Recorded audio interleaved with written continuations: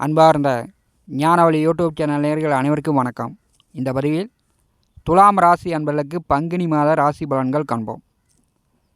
சோபகிருது வருடத்தின் 12வது மாதம். மாதக்கிரகமான சூரியன் மீன ராசியில் சஞ்சரிக்கக்கூடிய மாதம் பங்குனி மாதம். இந்த பங்குனி மாதத்தில் துலாம் ராசி அன்பர்களுக்கு வசதி வாய்ப்புகள் பெருகும். ஆனால் அவங்களுக்கு நிம்மதி குறையும். பங்குனி மாத கோச்சார கிரக நிலைகளை காணலாம். பங்குனி மாதம் 19ஆம் தேதி கும்பராசியிலிருந்து மீனராசிக்கு சுக்கிர பகவான் பெயர்ச்சியாகிறார். பங்குனி மாதம் 1ஆம் தேதி மகர ராசியிலிருந்து கும்பராசிக்கு செவ்வாய் பகவான் பெயர்ச்சியாகிறார். ஒரு 30 வருடங்களுக்கு பிறகு கும்பராசியில் சனி பகவான் ஆட்சி பலம் பெற்றிருக்கிறார். சனி மேல் இந்த மாதம் செவ்வாய் பகவான் கடந்து செல்லப் போகிறார். பங்குனி மாதம் முழுவதும் புதன் நேச நிலையில், பங்குனி 20ஆம் தேதி புதன் வக்கரமடைந்து அஸ்தங்க நிலையில் சஞ்சாரம் செய்ய போகிறார். மாதக்கிரகமான சூரியன் பங்குனி மாதம் 31ஆம் தேதி வரை மீனராசியில் சஞ்சாரம் செய்கிறார். மீனராசியில் ராகு, மேசராசியில் குரு, சந்திர பகவான் பரணி நட்சத்திரத்திலிருந்து இந்த பங்குனி மாதத்தை தொடங்கி வைக்கிறார். கன்னி ராசியில் கேது. 9 நகரங்கள் மூலம் வாக்கிய பஞ்சாங்கப்படி துலாம் ராசி என்பதற்கு உள்ளபடி பலன்கள் காண்போம்.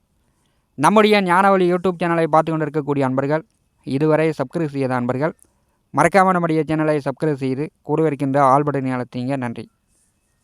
துலாம் ராசிக்கு இந்த மாதம் முழுமையாக குருபலன் கிடைக்கிறது. பரணி நட்சத்திரம் 2ஆம் பாதம், 3ஆம் பாதம், 4ஆம் பாதம், இந்த 3 பாதங்களில் இந்த மாதம் குரு பகவான் சஞ்சாரம் செய்கிறார். நேர் 7ஆம் வீட்டிலே குரு பகவான் அமர்ந்து சப்தம பார்வையாக 7ஆம் பார்வையாக துலாம் ராசியை பரி செய்து கொண்டிருக்கிறார். இந்த மாதம் தைரியமாக நீங்கள் ஒரு முடிவு எடுக்கலாம். தைரியமாக எந்த ஒரு காரியத்தையும் நீங்கள் முயற்சி செய்யும்போது வெற்றி வாய்ப்புகள் துளாராசி என்பதற்கு உண்டு. குரு பார்க்க கோடி நன்மை. பங்குனி மாதம் எதிர்பார்க்கலாம். வசதி வாய்ப்புகள் கூடும். இந்த மாதம் பார்த்திங்கன்னா பங்குனி 1ஆம் தேதி பூர்வ புண்ணியஸ்தானமான 5ஆம் வீட்டிற்கு செவ்வாய் பகவான் பெயர்ச்சாகிறார். 5ஆம் வீட்டிற்கு செவ்வாய் பகவான் சஞ்சாரம் செய்யும்போது துளாராசி அன்பர்கள் வசதி வாய்ப்பு உள்ளவர்கள் நிலபுல சொத்து சேர்க்கை உண்டு. ஏதோ ஒரு வீட்டு மண்ணாச்சும் வாங்கலாம். வசதி கொஞ்சம் கூட இருந்துச்சுன்னா விவசாய நிலங்கள் வாங்கலாம். 5ஆம் வீட்டிலே செவ்வாய் பகவான் சனியுடன் கூட்டணி சேரும்போது புத்திர பாக்கியம் உண்டு. திருமணம் செய்து ஒரு வருட காலமாக புத்திர பாக்கியங்களுக்கு புத்திர பாக்கியம் உண்டு. பணப்பிரச்சனை இந்த மாதம் தீரும். பண வரத்து பொருளாதார நிலை உண்டு. 2ஆம் வீட்டின் அதிபதி 5ஆம் வீட்டிலே சஞ்சாரம் செய்யும்போது துலாம் ராசி என்பதற்கு உங்கள் பிள்ளைகளால் நல்ல மகிழ்ச்சி சந்தோஷங்களை அனுபவிப்பீர்கள். புத்திர பாக்கியம் இல்லாதவர்களுக்கு புத்திர பாக்கியம் கிடைக்கும். மூத்த பிள்ளைகளுக்கு சிறு சிறு உடல் உபாதைகளும் நோய் தொந்தரவுகளும் வரும். சிறு சிறு மருத்துவ செலவுகளும் உங்களுடைய பிள்ளைகளுக்கு இந்த மாதம் காட்டுகிறது. திருமணத்திற்கு வரன் பார்த்து கொண்டிருப்பவர்கள் இந்த பங்குனி மாதம் வரன் பார்த்தீங்கன்னா உடனே வரன் செட் ஆகும். சித்திரையில் திருமணம் செய்து கொள்ளலாம். 5ஆம் வீட்டிலே ராசி அதிபதி சுக்கிர பகவான் பங்குனி மாதம் 19ஆம் தேதி வரை சஞ்சாரம் செய்கிறார். லாபம் கீர்த்தி உண்டு. உங்களுடைய அபிலாசைகள் நிறைவேறும். மன ஆசைகள் இந்த பங்குனி மாதம் 19ஆம் தேதிக்குள் உங்களுடைய ஆசைகள் நிறைவேறும். சினிமா துறையில் இருக்கக்கூடியவர்கள், கலைத்துறையில் இருக்கக்கூடியவர்கள் இந்த மாதம் முயற்சி செய்யலாம். உங்களுடைய கற்பனை திறன், உங்களுடைய நடன பாடல் நடிப்பு துறையில் இருக்கக்கூடியவர்கள் இந்த மாதம் ஜொலிக்கலாம். அதற்குண்டான வாய்ப்புகள் உண்டு. பங்குனி மாதம் 19ஆம் தேதி சுக்கிர பகவான் 6ஆம் வீட்டிற்கு செல்கிறார். எலக்ட்ரானிக் பொருட்கள், வீட்டில் செல்ஃபோனு, கம்ப்யூட்டரு, பிரிட்ஜு, மின்சாரத்தால் இயங்கக்கூடிய பொருட்கள் திடீர்னு செலவுகள் வைக்கலாம். அதற்காக செலவுகள் செய்யலாம். இந்த மாதம் கொஞ்சம் நிம்மதி குறையும்.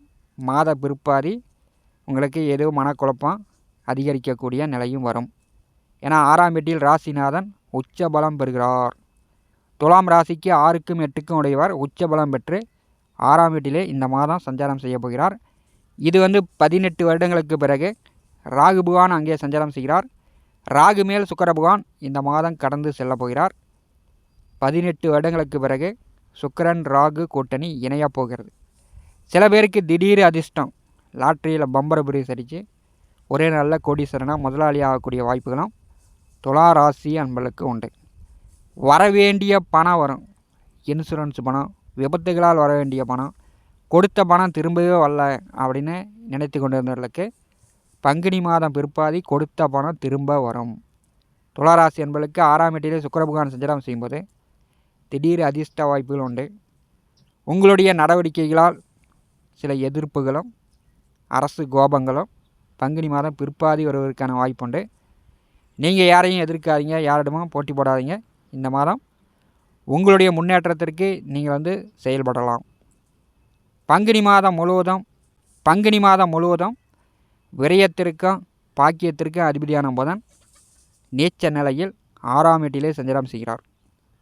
6ஆம் வீட்டிலே புதன் சஞ்சாரம் செய்யும்போது உங்களுடைய வேலை, உங்களுடைய தொழில் இந்த மாதம் வெற்றி அடையும். புதிய முயற்சிகள் வெற்றி அடையும். புதுசாக ஏதாவது முயற்சி செய்யலாம். ஒரு தடவைக்கு பல தடவை நன்றாக யோசித்து குடும்ப பெரியோர்களுடைய அறிவுரையை பெற்று துளாராசி அன்பர்கள் முயற்சி செய்யும்போது இந்த மாதம் வெற்றி அடையும்.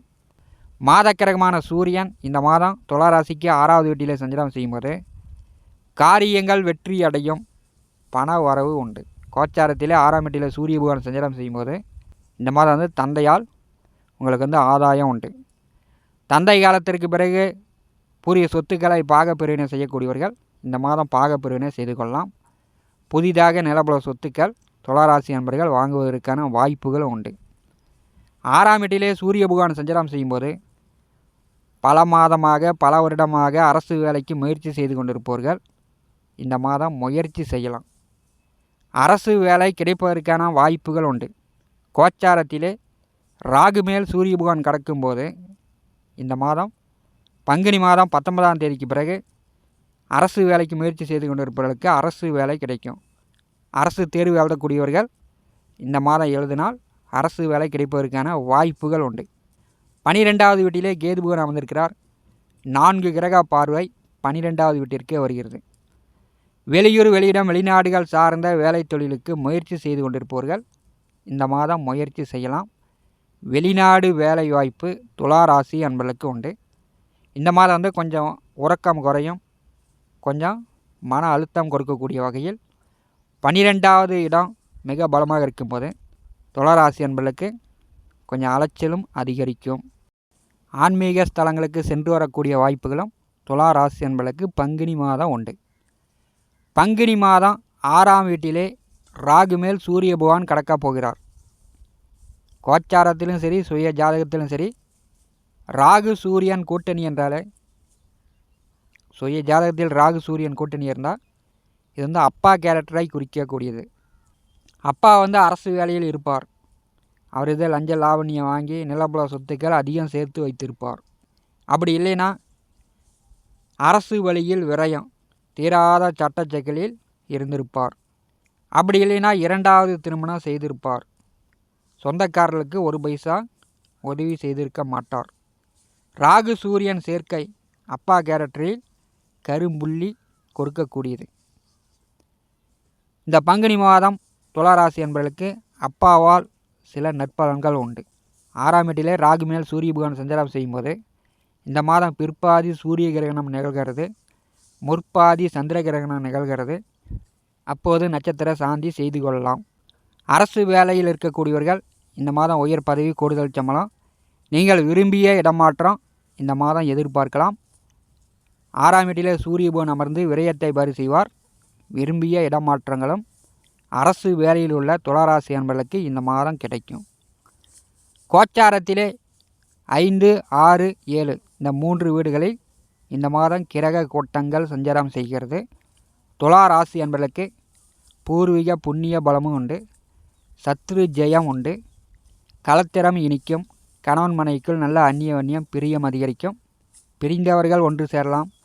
நண்பர்கள், உறவினர்கள், கூட்டாளிகளுடன் கூட்டாக சேர்ந்து வியாபாரம், தொழில், வர்த்தகம் எது வேண்டுமானாலும் பங்குனி மாதம் துளாராசி அன்பர்கள் செய்யலாம்.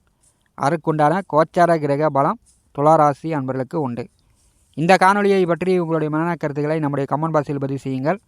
நம்முடைய ஞானவழி யூடியூப் சேனலை பார்த்து கொண்டு இருக்கக்கூடிய அன்பர்கள், இதுவரை சப்ஸ்கிரைப் செய்யாத அன்பர்கள் மறக்காமல் நம்முடைய சேனலை சப்ஸ்கிரைப் செய்து கொடுத்திருக்கின்ற ஆல் பட்டனை அழுத்திங்க. தினந்தோறும் நம்முடைய சேனலில் ஜோதிட பலன்கள் பதிவிடப்படும். உடனுக்குடன் பார்த்து பயன்பெறுங்கள். நன்றி, வணக்கம்.